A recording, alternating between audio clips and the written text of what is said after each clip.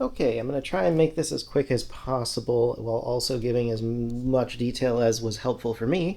If you have an LG 29 cubic foot refrigerator that's got these the chest doors up top and then the freezer down below, this back here was the source of where all the water was coming out of my freezer. Now, if it's coming out like below the deck of your fridge, it's going to be this same situation, but in the fridge. For me, it was the freezer, which makes sense. That's usually where things freeze a little bit better. At some point, this was probably just left an inch or two open, and it allowed all the water that was running down that drain back there to freeze.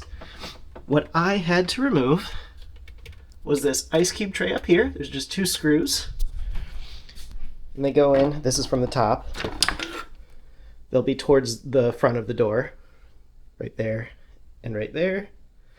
And then I also had to remove, there's this little piece of plastic here, and this also had just the 2 screw holes. This kind of went into the ice maker like this. Those had to come out, and then once it did, I was lucky enough that I didn't have to remove anything else. And then the back panel here was an absolute royal pain. It was very difficult to find a leverage point. I finally was able to kind of pull on these screw mounting points on the left side. I got to wedge a plastic trim piece, like one of these guys, in here. And I had to really just like, while I was pulling with one hand, get this wedged in there. And then eventually as I shoved it in, I could kind of come up and around. And then right about here, I was able to give it a good yank, and it snapped off. That should be all the information that you need in order to do this job. There is another guy who did a video. I'm going to link that in the description. That was super helpful. This part in particular was just extremely difficult for me to get with where he was pulling from.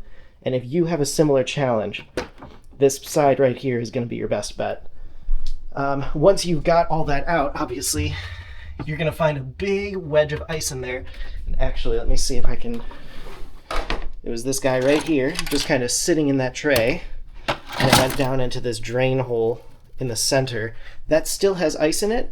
I've got water boiling in that kettle. I'm actually just about to dump it in, and that should clear it out. Hopefully, that's all that you need to get this job done yourself.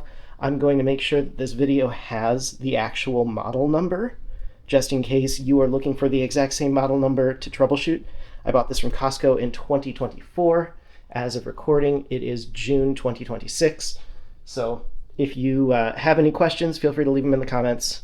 I definitely don't get a lot of views, so I should be able to reply pretty quickly. Okay, one last little tidbit of info that I figured might be important for you to know is that that drain comes out, and it's this white tube on the back here. You do have to remove this back panel. It's just 4 Phillips head screws. Pretty easy to get off. And then this might still be draining slowly, so you can very easily just yank it down, pop it out. You'll see the water once you've poured boiling water in that drain hole.